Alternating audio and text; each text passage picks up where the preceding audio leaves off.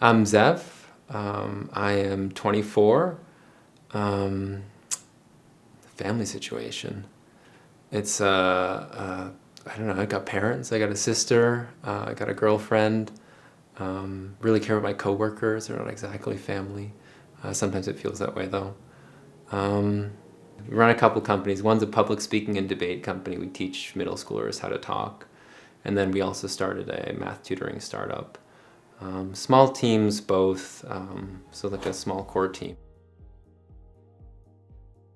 I think I was diagnosed just a couple months back actually. I kind of was pretty sure that I was bipolar for the last like year or so. Um, and as the therapist recommended, she said, go get the official diagnosis just so you've got an expert checking on stuff. And also then, you can work with psychiatrists, get meds and things like that. I think when I first realized, I don't remember why I was reading some article, or I think I just Googled, maybe it was a friend who had bipolar. And there was a description of hypomania. And I kind of was reading that and it was like rapid speech, excessive energy, too much goal-drivenness. And then I kind of was like, oh, let me go take a look at this. For me, with bipolar 2, the hypomania it's nice. It can be a little bit tricky with sometimes the energy or I can feel frazzled sometimes. Sometimes there's a physical discomfort, but it's generally, hypomania is the nice times. And then the depression side is a lot trickier to deal with. That's no fun at all, no fun zone. There's only upside was my feeling. When I got diagnosed, it was like, okay, cool. Like, let's now see, you know, I don't have to take meds, but like the people who take meds take them because they find it makes their life better. I don't have to learn about bipolar, but the people who like go read and learn about what's going on in the brain and all that stuff, like it's useful information.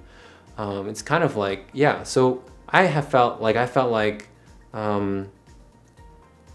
it made a lot of things make sense. And, it's stuff I was grappling with on my own for a long time, and now there's other people with similar like advice that I can ask. Yeah, it just seemed to me like, I guess maybe this is not the most useful experience to share, but it was kind of exciting. It was like, okay, cool. Let's see what we can do. So for me, the depressive part or phase, there's a feeling of grief, which is weird to say from here. There's a kind of inexplicability of when I'm inside that space, it feels like it's always been this way and it'll always be this way. So for me, the depression feels like this sense of it's a physical sensation. There's a heaviness. There's a kind of sadness. I use that word grief, but it's not like I'm sad that something has happened. It's almost like if you've had somebody who passed away that was important to you, you change and how you think about things change. Suddenly things are very overwhelming. There's no energy. Things that brought you joy before don't bring you joy. So it's almost like, for me, it's like the after effects of grief. I sometimes say it's like somebody died, but I don't know who.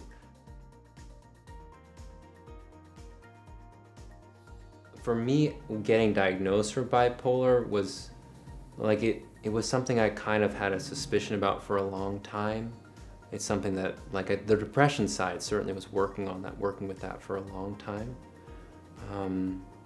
So therapy, I've always found to be really, really helpful. I think there was a turning point for me. I used to think in therapy you're trying to like explain yourself. But then somehow it clicked where it's like, oh, the goal is not to manage what she thinks about me. Actually, it's for me. So some of the uses of therapy I found are, one, it's so nice to just be able to like lay out everything, things that you wouldn't have even really thought you were saying, or that you can't, I don't know. There are things you wouldn't say to a friend because it's maybe, oh, I can't believe I'm thinking that, or that's not something that's fair, to think. I've also been, for quite a while, been doing, I practice Zen Buddhism. That's good stuff. Maybe not for everyone though. Definitely really helpful with bipolar. The practice is pretty simple, of just like sitting, following the breath or counting breaths. And then what I think I would say, if I was to give my Zen sales pitch, I would say sometimes there's an impression that the goal is to like be calm or something. That's not, at least the Zen I've practiced, it's not like that at all. They would say, you're not a rock, you're a human being. It's the practice of coming back to the breath again and again, or counting, or whatever it is. I don't know, I had a teacher who was like, it's important to remember that like our goal is not, when you're counting breaths, 1 to 10, the goal is not to learn how to count breaths. That's not a useful skill. Really what you're doing is you use the practice as a kind of mirror. Okay, so what happens is you're trying to count your breaths, and then you think, oh, this is really easy. Then you think, oh, this is really boring. Then you're thinking about the movie you watched, and then 10 minutes pass, and you go, oh, what? I'm supposed to be doing something. And you do that, and you get better at it, and sometimes you can count your breaths. But the really interesting thing that happens is you just keep coming back day after day, or week after week, or whatever frequency your practice is, and maybe one day you get into a fight with a significant other, and then in your practice, like all that stuff comes up, and you've got like, whoa, these like, oh, terrible person, oh, really mad, not fair. And what the breathing practice does is it's almost like this mirror, and it lets you see all these things that are pulling you in all these directions, right? And the goal is not to stop being pulled. The goal is to go, wow, I'm pulled in so many directions.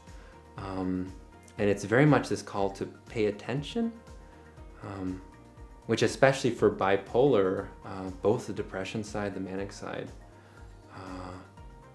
is, at least for me, has been a really big part of how I do things, how I live.